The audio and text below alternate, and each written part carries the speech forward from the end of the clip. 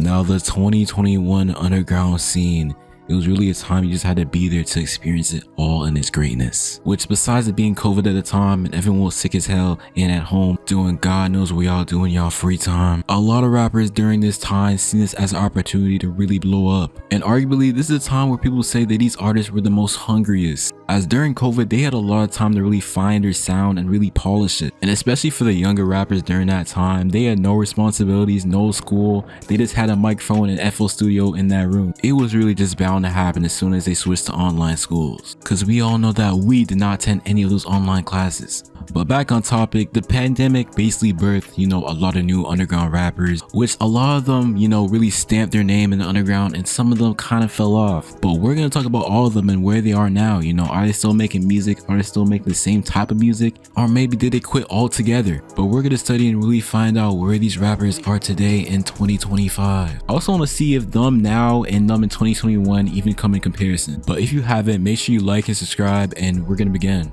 Now the first person I'm going to be talking about is going to be Ye. Now he was a pretty known underground artist at the time, working with people like SIAD, Summrs, and Autumn. He was heavily in the underground scene and tapped in with a lot of other underground rappers at the time, which I knew a lot of people at the time were saying, oh, he's going to be a one-hit wonder and that no one will be talking about Ye in the next 2 years. But as of now, it's pretty clear to see that he's totally surpassed the whole underground scene. And as of now, I'll just totally say that he's a mainstream artist now. And looking down on my list, he's probably one of the most successful underground rappers from that era, which I don't even think anyone even comes close to him that were from this era. But one thing I could say is that his fan base did a total 180. Like, his fan base was mostly, underground fans, and now his fans are mostly like Kim Carson type kids. Like, there's no one that listens to underground music that actually listens to Ye anymore, which his music is still good, but for me at least, I would always prefer, the old 2021 Ye. And I feel like some of y'all can agree with me, but let me know. Now another artist that was pretty big back in 2021 has to be SSG Kobe. And if you guys don't remember him, maybe this will jog your memory. I'm on the threat. After that bitch, I'm a layoff. I get the money, no layoff. But again, he was pretty tapped in with a lot of artists during this era. And I feel like a very underrated duo that not much people really talk about is him and Can. They sound amazing together. And at one point, they even had a small EP together. But to ask where SSG Kobe is now today, it's fair to say that he pretty much fell off, which the main reason SSG Kobe started to fall off was back in 2022 he got some allegations of R-wording a girl, which they were later disproven, but the damage was already done to his career. His music career was basically tarnished by some false allegations, which nowadays he still makes some music, but he's nowhere near as big as he once was back in 2021. But it's good to know that this really didn't discourage him with making his music, now. But to me, it's always, pretty sad to see someone go down to false allegations. Now, next person I have is Cash Dami. Now, this guy has totally fell off the face of the earth. And it's not even a question. This guy just totally fell off. You never hear this guy mentioned in the Big 25. And to be honest, he might be deserved because his high top was atrocious, which no one should have this on their head, let alone witness it. Which, back on topic, I'm gonna keep it a bit short for Cash Dami because I already talked about him about like 2 times in 2 other videos. Go watch those if you haven't. But after 2021, people basically just got tired of his sound, and he wasn't really doing much evolution with his sound, over the past couple years, which led to his downfall. But nowadays, he still makes music, not as much as he used to, but he still drops music consistently. Like, he just dropped a 20-song album in September, which I'm not listening to, but it's there. But nowadays, he definitely still has, a fan base, but he's not nearly as big as he once was in 2021. But even though he fell off and his high top is kind of crazy, he's still a legendary figure in the underground scene. Don't get that mistaken. If you guys didn't know, he was one of the most popping underground artists during the 2021 era. Now, next, I'm just going to talk about overall the whole collective Slave world. They were in their prime in 2021, which I'm really just going to get into Autumn, Summrs, and Can.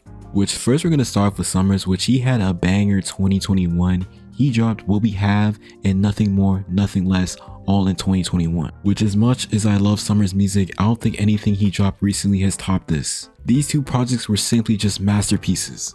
But as of now, Summrs is still underground, but he's still pretty known as an artist overall. I feel like the only reason he's still pretty relevant because occasionally he'll drop, you know, a banger and then just disappear for a while. But this year specifically, you know, he's been experimenting with his sound a lot with R&B and just other different, you know, sounds, which he still has a pretty big fan base, but he still hasn't really blew up. So that's really the state of where Summrs' career is right now. But I'll definitely say that his music from 2021 is better than what he's doing now. Now, the next person I have is going to be Autumn, which in 2021, Autumn had a legendary year, which the only album he dropped this year was Golden Child, but what really blew him up was his singles and EPs this year. Which this catalog of songs is already legendary. He then later drops One Way, and this song was really the song of the year. Which I'm not even going to try to play a snippet of it because YouTube just be on my behind. But overall, Summrs had a pretty good, you know, year in 2021. And nowadays, he's still pretty successful with his music. A lot of people like to say he fell off, but the views are saying a whole different thing. Which I feel like a lot of underground fans tend to say that he fell off just because we don't really listen to him anymore. But I'll definitely say he's still striving, you know. The only problem I have with Autumn in the upcoming 2026 year is that this guy nostalgia farms with his own music way too much. Like example A, he had this hit song back in 2020 named Still the Same. Now why in 2025 there is Still the Same 3 now? And he really does this with a lot of other songs. Like why in the world is there a One Way 3? I can just imagine Autumn fans being up in joy once they see him drop a 5th version of One Way. Like Autumn, the original was amazing.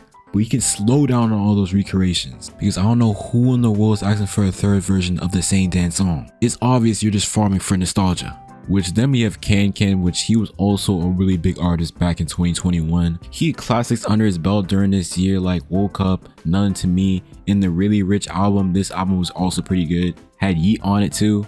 But Can was one of the faces of the underground, you know, he was the blueprint at one point. But as of now, where his career is, you know, 5 years after him blowing up back in 2021, he's damn near nowhere to be seen. As after 2021, he basically stopped dropping music as a whole. Like in the time span of 4 years, we only got 2 EPs and a couple samples. It was truly just a tragic time to be a Can fan after 2021. But as of present time, it seems like he's trying to revive his music career as he just dropped an album, you know, a month ago. So it seems like now he's trying to put some effort into it. You know, R is Red from 2021 just ran out. But I cannot forget, you know, Baby Santana because he was really running laps in underground back in 2021. When he dropped Antisocial, it was really a time you had to be there to experience it all. And till this day, it's still one of the biggest songs on all his platforms. Which in the same year, he also dropped Antisocial 2, which also went as hard. But as of now in 2025, I'll say he's still in the same position as someone like Summrs, where they drop bangers occasionally, you know, to keep their name relevant,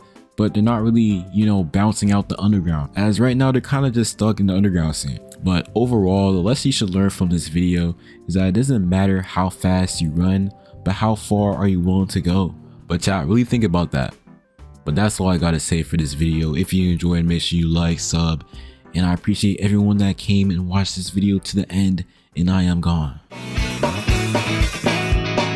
Hard to breathe when all my ribs are drying up. I didn't sleep enough to get me through the day. Let me dream your interruptions, fog it up, it was so clear.